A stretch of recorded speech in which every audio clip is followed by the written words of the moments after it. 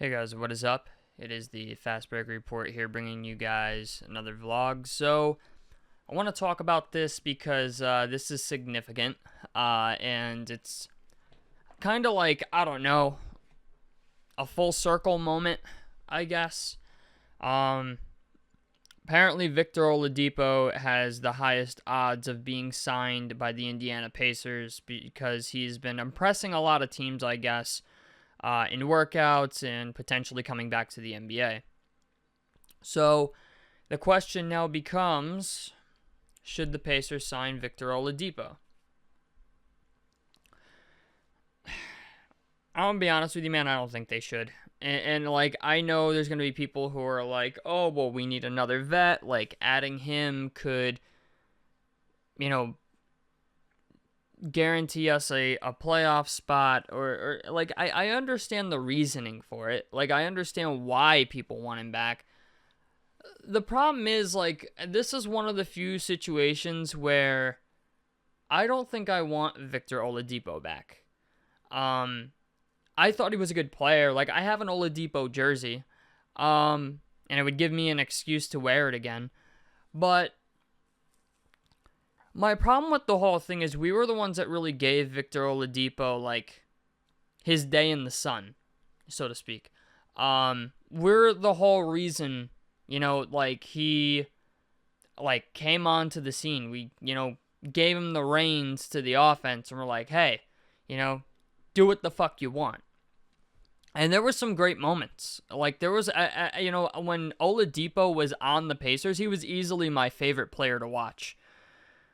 The problem is, I don't think Victor Oladipo is the same player he was all those years ago when he played for the Pacers, And I also think, I feel disrespected. Like, I'm just going to call it what it is, man. I feel disrespected. And the reason I feel disrespected is because we gave Victor Oladipo the opportunity to become the player he became before he decided he wanted to try and leave us high and dry in free agency for Miami or, someplace like that. And didn't accept the, what was it, like $100+ million offer we gave him. And the truth is, it never worked out. And not for nothing, but I'm a person where I feel like, if somebody gives you the ability to be great, right? If somebody is offering you the ability to become better at anything, right? And better yourself in that process, and you fuck them over, then you deserve everything you get. When Victor Oladipo gave up on the Pacers, when the Pacers gave this dude the opportunity to even get offered $100 million, and he turned us down to go to fucking Miami, or, turned us down, yeah, essentially to try to go to Miami or go to Miami, but it's just the idea, like, that bothers me.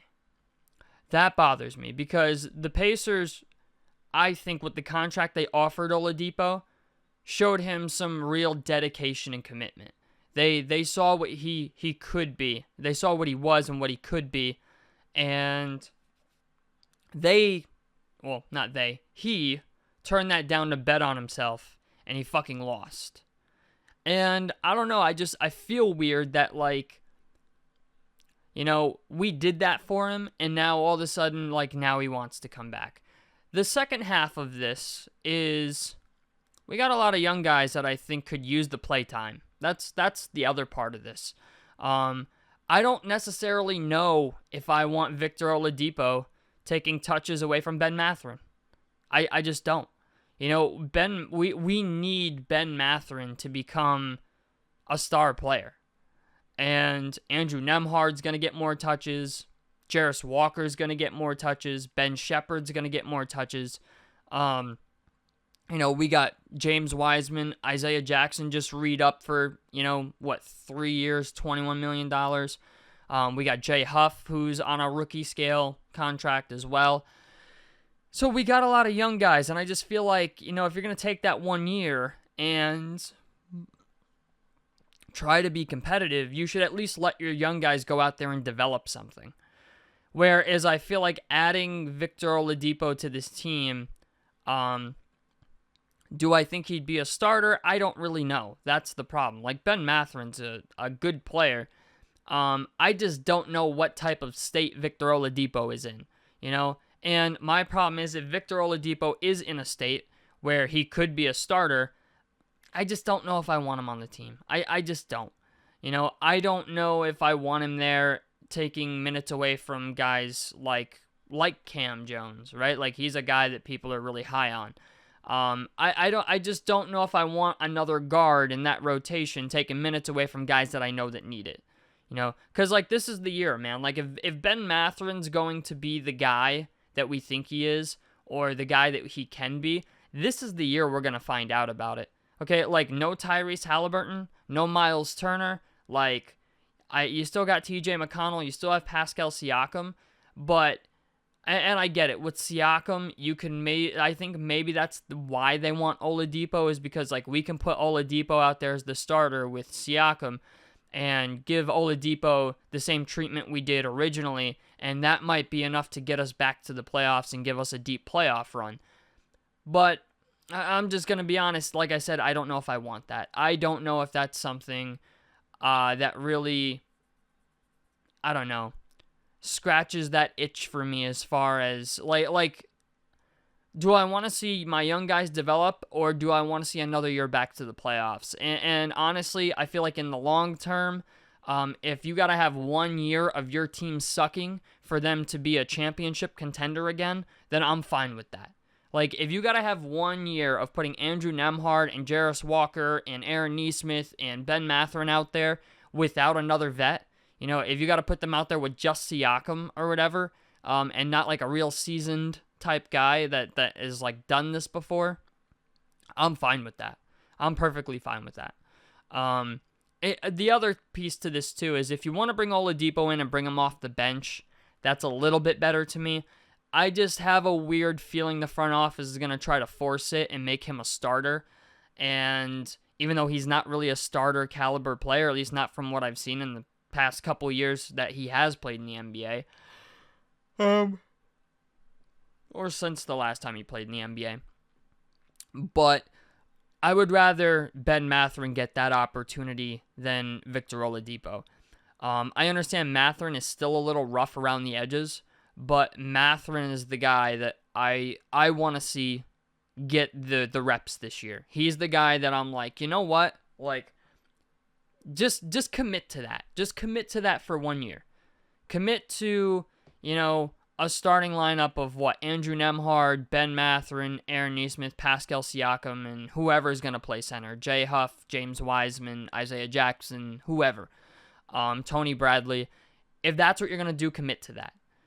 And you know what? It's going to suck. I get it. It's going to suck, but if Halliburton comes back the following year and Benn Mathurin becomes this amazing player, or at least a significantly better player, and you still have Siakam, you still have TJ McConnell on his last year of his deal, Mathurin's going to need an extension anyway. Like, to me, it doesn't make sense. It doesn't make sense to me that Oladipo would come in during a contract year for Benn Mathurin, and you're going to take the reps away from Benn Mathurin for him to show you who he truly could be. To me, that doesn't make sense, and that's the reason I'm not high on Oladipo. If you want to bring Oladipo in and bring him off the bench, okay, like, we can have a conversation. If you want to bring him in as a vet because James Johnson isn't coming back or something, we can have a conversation about that. But as far as bringing Oladipo in and letting him be a starter or take any type of time away from guys like Jarace Walker and Benn Mathurin, then I'm not really for it. I'm sorry, I'm just not. I think they're two guys that have a lot of promise, and this is a year that we could really see what they're truly capable of. And to bring Oladipo in, I don't know. Like, the other thing is, too, it's like, if you bring Oladipo in, what does that say to Benn Mathurin? Oh, we don't believe you're the guy. Like, we don't believe you can be the third guy. And that's not necessarily a thing I think I want either. So Yeah, I just think bringing in Victor Oladipo, while I mean I'm not entirely against it, it wouldn't be a move that I love. I just think that what it's gonna do production wise or growth wise to guys like Jarace Walker and Ben Mathurin is just not something I can get on board with. So yeah, that's where I stand on Victor Oladipo. If he wants to come in and just be a vet and just ride, not really ride the bench, but be a guy that I don't know, maybe 10th, 11th man. Okay, yeah, we can talk about it. But I really, really don't like the idea of him coming in and potentially taking, shots away from Ben Mathurin and Jarace Walker. Because I think Jarace Walker has the ability to be very good. I think Aaron Nesmith also has the ability to be phenomenal in his own way. And Ben Mathurin's a guy that, like, we've waited for this opportunity for Ben. We've been talking about this for a long time, right? Like everyone said Rick Carlisle doesn't trust Ben Mathurin, and the fan base has been saying like Ben Mathurin as a starter on another team, if he got the amount of shot attempts, could average 20 plus points per game. And I believe that, actually. I am in that camp of people who thinks if Ben Mathurin went to another team and somebody just handed him the reins to the offense, he'd become a very good player very, very quickly. So that's why I'm just like, I don't know. I'm not sure on Victor Oladipo, but if it means hindering the development of two of our youngest guys, two of our best, outlook guys, I'm not for it. So tell me what you guys think about this down below in the comment section below. Like helps me out. Subscribe if you guys want to see more on the Fast Break Report. I'm out of this motherfucker. Peace, guys.